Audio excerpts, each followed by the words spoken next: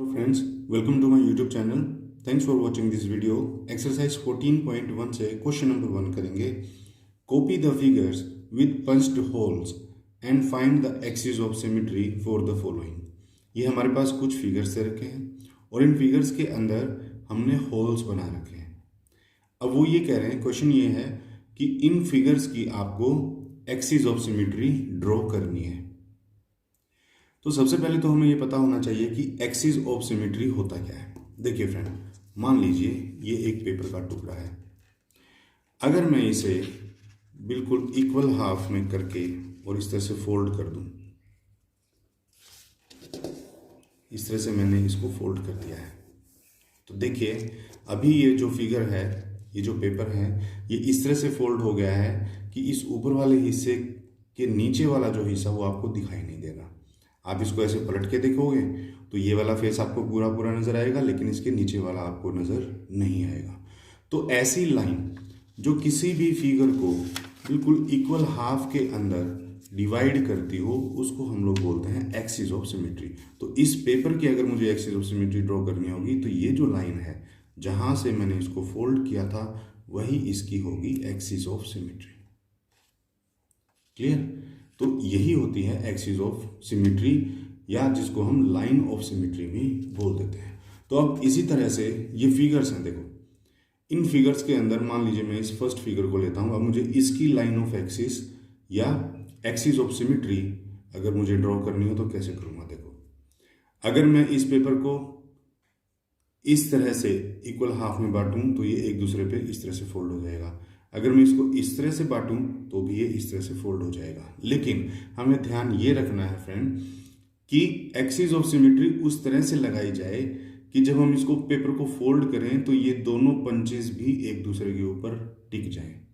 तो अभी तो देखो ये दोनों ही जो होल्स हैं ये एक दूसरे के सामने हैं, और यहां से भी अगर इनका डिस्टेंस देखें तो ये भी सेंटर में है और ये भी सेंटर में है. कभी कभी फिगर में जरूरी नहीं होता ये दोनों ही सेंटर में हो. तो इस चीज का आपको बहुत ध्यान रखना पड़ेगा कि लाइन ऑफ सिमेट्री या एक्सिस ऑफ सिमेट्री जब आप ड्रॉ करोगे तो उस डायरेक्शन में करना जिस डायरेक्शन में ये होल्स भी एक दूसरे को कोइंसाइड कर जाएं, एक दूसरे के ऊपर टिक जाएं. तो फिलहाल इस केस के अंदर तो आप दो तरीके से इसके अंदर एक्सिस ऑफ सिमेट्री ड्रॉ कर सकते हो. देखो, जब आप स्केल से इसको हमेशा ड्रॉ करना है, कभी भी आपको रफ हैंड से नहीं करना. तो देखिए स्केल से अगर मुझे करना होगा तो मैं क्या करूंगा, एक लाइन ऑफ एक्सिस तो मेरी इस तरह से बन जाएगी, और ध्यान हमें ये रखना है कि ये जो होल्स हैं इनके भी बिल्कुल सेंटर से होती हुई गुजरे हो. तो देखिए एक एक्सिस ऑफ सिमेट्री तो मेरी इस तरह से बन सकती है कि मैं जब इन पेपर को फोल्ड करूंगा तो ये इस तरह से फोल्ड होकर के एक दूसरे के ऊपर टिक जाएंगे. एक इसकी एक्सिस ऑफ सिमेट्री हो सकती है इस तरह से. तो मुझे करना ये होगा, ये जो दोनों पॉइंट्स हैं स्केल से माप करके उनका सेंटर लेना होगा, यहाँ से भी इस पॉइंट और इस पॉइंट का सेंटर लेना होगा, और फिर मैं आपस में उनको इस तरह से डॉटेड लाइन से ज्वाइन करा सकता हूँ. तो एक मेरी एक्सिस ऑफ सिमेट्री या लाइन ऑफ सिमेट्री ये हो सकती है. जब इस पेपर को मैं इस तरह से फोल्ड करूंगा तो ये दोनों पॉइंट्स भी एक दूसरे को ओवरलैप कर जाएंगे. तो ये तो हुआ फर्स्ट फिगर में. अब सेकंड में देखिए, सेकंड में एक होल यहाँ है, एक होल यहाँ है. मैं अगर लाइन ऑफ एक्सिस ये बनाता हूँ तो ये तो दोनों होल एक ही तरफ हो गए, दूसरी तरफ तो होल ही नहीं बचेगा. अगर मैं इस तरफ से बनाता हूँ तो यहाँ पे भी कोई होल नहीं है. तो इसकी लाइन ऑफ सिमेट्री जो बनेगी फ्रेंड्स, वो बनेगी ये वाली. ये एक जो डायगोनल बनेगा ये बनेगी इसकी एक्सिस ऑफ सिमेट्री कह लें या लाइन ऑफ सिमेट्री. तो जब आप इसको इस तरह से फोल्ड करोगे तो ये वाला होल इसके ऊपर टिक जाएगा. उसके बाद दूसरी इसके अंदर एक्सिस ऑफ सिमेट्री हो नहीं सकती है. मान लीजिए मैं इसको इस तरह से करूं तो ये तो दोनों होल इस तरफ आ गए, इस तरफ तो होल ही नहीं बचा. तो एक्सिस ऑफ सिमेट्री अगर ये होल्स दे रखे हैं तो उतनी ही ड्रॉ करनी है जितने पे ये होल्स भी आपस में कोइंसाइड कर जाए. तो अब देखिए इस फिगर के अंदर है, इस फिगर के अंदर भी आप एक ही ड्रॉ कर पाओगे, वो है ये. इस लाइन का हाफ, इस लाइन का हाफ, और इन सेंटर का भी आपको हाफ चेक कर लेना कि बीच में कौन सा पॉइंट आएगा. तो उस पॉइंट को हमें इस तरह से ज्वाइन कराना होगा. यहां पर मेरी बनेगी एक्सिस ऑफ सिमेट्री ये वाली. तो जब मैं इसको इस तरह से फोल्ड करूंगा तो ये होल आकर के इसके ऊपर टिक जाएगा और इसको पूरा पूरा कवर कर लेगा. अब नेक्स्ट फिगर में देखिए, नेक्स्ट फिगर के अंदर फ्रेंड ये जो दो होल्स हैं, आपको इनकी पोजीशन का बहुत ध्यान रखना है। ये दो होल्स हैं, देखो इनके बीच का डिस्टेंस कम है और इन दो होल के बीच का डिस्टेंस ज़्यादा है। तो हमें सिर्फ देखना ये है कि मैं इन दो होल्स के बीच का सेंटर ले लूँ और इन दो होल्स के बीच का सेंटर मैंने ले लिया। अब इन पॉइंट्स को मुझे ज्वाइन करा देना है। देखिए इस तरह से ये मेरी बन गई है एक्सिस ऑफ सिमेट्री। अगर हम इनका सेंटर नहीं लेंगे ना, तो जब इस पेपर को फोल्ड करेंगे तो ये होल्स एक दूसरे के ऊपर टिकेंगे नहीं, आगे पीछे आएंगे। तो इसीलिए ये बहुत ज़रूरी है कि इन होल्स के सेंटर का भी ख्याल आप रखो। अब देखिए दूसरा एक्सिस ऑफ सिमेट्री इसमें हो नहीं सकता।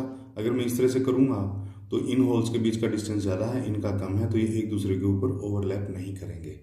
नेक्स्ट फिगर में देखिए ये एक स्क्वायर शेप है और चारों ही कॉर्नर्स के अंदर ये होल्स दे रखे हैं। तो इसकी एक्सिस ऑफ सिमेट्री तो यही हो जाएगी, दो डायगोनल्स जो होते हैं, क्योंकि ये दोनों ही कॉर्नर्स के अंदर हैं और इनके सेंटर से होती हुई ये लाइन गुजरनी चाहिए, इन होल्स के सेंटर से होती हुई, क्योंकि होल्स को भी आप दो इक्वल पीसेज में काटोगे। उसके बाद दूसरी इसकी बनेगी ये वाला डायगोनल।